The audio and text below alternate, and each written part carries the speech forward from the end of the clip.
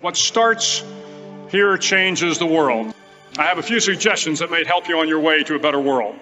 And while these lessons were learned during my time in the military, I can assure you that it matters not whether you ever served a day in uniform. It matters not your gender, your ethnic or religious background, your orientation, or your social status. Our struggles in this world are similar, and the lessons to overcome those struggles and to move forward, changing ourselves and changing the world around us, will apply equally to all. Here are the 10 lessons I learned from basic SEAL training that hopefully will be of value to you as you move forward in life. Every morning in SEAL training, my instructors, who at the time were all Vietnam veterans, would show up in my barracks room, and the first thing they'd do was inspect my bed. If you did it right, the corners would be square, the covers would be pulled tight, the pillow centered just under the headboard, and the extra blanket folded neatly at the foot of the rack. It was a simple task, mundane at best, but every morning we were required to make our bed to perfection. It seemed a little ridiculous at the time, particularly in light of the fact that we were aspiring to be real warriors, tough, battle-hardened SEALs. But the wisdom of this simple act has been proven to me many times over. If you make your bed every morning, you will have accomplished the first task of the day. It will give you a small sense of pride, and it will encourage you to do another task, and another, and another. And by the end of the day, that one task completed will have turned into many tasks completed. Making your bed will also reinforce the fact that the little things in life matter. If you can't do the little things right, you'll never be able to do the big things right. And if by chance you have a miserable day, you will come home to a bed that is made, that you made. And a made bed gives you encouragement that tomorrow will be better. So if you want to change the world, start off by making your bed. During SEAL training, the students are all broken down into boat crews. Each crew is 7 students, 3 on each side of a small rubber boat, and 1 coxswain to help guide the dinghy.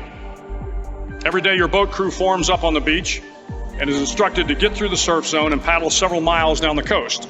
In the winter, the surf off San Diego can get to be 8 to 10 feet high, and it is exceedingly difficult to paddle through the plunging surf unless everyone digs in. Every paddle must be synchronized to the stroke count of the coxswain. Everyone must exert equal effort, or the boat will turn against the wave and be unceremoniously dumped back on the beach. For the boat to make it to its destination, everyone must paddle. You can't change the world alone. You will need some help. And to truly get from your starting point to your destination takes friends, colleagues, the goodwill of strangers, and a strong coxswain to guide you. If you want to change the world, find someone to help you paddle. Over a few weeks of difficult training, my SEAL class, which started with 150 men, was down to just 42. There were now 6 boat crews of 7 men each. I was in the boat with the tall guys, but the best boat crew we had was made up of the little guys, the Munchkin crew, we called them. No one was over 5'5". The Munchkin boat crew had 1 American Indian, 1 African American, 1 Polish American, 1 Greek American, 1 Italian American, and 2 tough kids from the Midwest. They out-paddled, outran, and outswam all the other boat crews. The big men in the other boat crews would always make good-natured fun of the tiny little flippers the Munchkins put on their tiny little feet prior to every swim. But somehow these little guys from every corner of the nation and the world always had the last laugh, swimming faster than everyone and reaching the shore long before the rest of us. SEAL training was a great equalizer. Nothing mattered but your will to succeed, not your color, not your ethnic background, not your education, not your social status. If you want to change the world, measure a person by the size of their heart, not by the size of their flippers. Several times a week, the instructors would line up the class and do a uniform inspection. It was exceptionally thorough. Your hat had to be perfectly starched, your uniform immaculately pressed, your belt buckle shiny and void of any smudges. But it seemed that no matter how much effort you put into starching your hat or pressing your uniform or polishing your belt buckle, it just wasn't good enough. the instructors would find something wrong. For failing the uniform inspection, the student had to run, fully clothed, into the surf zone. Then wet from head to toe, roll around on the beach until every part of your body was covered with sand. The effect was known as sugar cookie. You stayed in the uniform the rest of the day, cold, wet, and sandy. There were many a student who just couldn't accept the fact that all their efforts were in vain, that no matter how hard they tried to get the uniform right, it went unappreciated. Those students didn't make it through training. Those students didn't understand the purpose of the drill. You were never going to succeed. You were never going to have a perfect uniform. The instructors weren't going to allow it. Sometimes, no matter how well you prepare or how well you perform, you still end up as a sugar cookie. It's just the way life is sometimes. If you want to change the world, get over being a sugar cookie and keep moving forward. Every day during training, you were challenged with multiple physical events: long runs, long swims, obstacle courses, hours of calisthenics, something designed to test your mettle. Every event had standards, times you had to meet. If you failed to meet those times, those standards, your name was posted on a list, and at the end of the day, those on the list were invited to a circus. A circus was 2 hours of additional calisthenics, designed to wear you down, to break your spirit, to force you to quit. No one wanted a circus. A circus meant that for that day, you didn't measure up. A circus meant more fatigue, and more fatigue meant that the following day would be more difficult, and more circuses were likely. But at some time during SEAL training, everyone made the circus list. But an interesting thing happened to those who were constantly on the list. Over time, those students who did 2 hours of extra calisthenics got stronger and stronger. The pain of the circuses built inner strength and physical resiliency. Life is filled with circuses. You will fail. You will likely fail often. It will be painful. It will be discouraging. At times, it will test you to your very core. But if you want to change the world, don't be afraid of the circuses. At least twice a week, the trainees were required to run the obstacle course. The obstacle course contained 25 obstacles, including a 10-foot wall, a 30-foot cargo net, a barbed wire crawl, to name a few. But the most challenging obstacle was the slide for life. It had a 3-level, 30-foot tower at one end and a 1-level tower at the other. In between was a 200-foot-long rope. You had to climb the 3-tiered tower, and once at the top, you grabbed the rope, swung underneath the rope, and pulled yourself hand over hand until you got to the other end. The record for the obstacle course had stood for years when my class began in 1977. The record seemed unbeatable, until one day a student decided to go down the slide for life head first. Instead of swinging his body underneath the rope and inching his way down, he bravely mounted the top of the rope and thrust himself forward. It was a dangerous move, seemingly foolish and fraught with risk. Failure could mean injury and being dropped from the course. Without hesitation, the student slid down the rope perilously fast. Instead of several minutes, it only took him half that time. And by the end of the course, he had broken the record.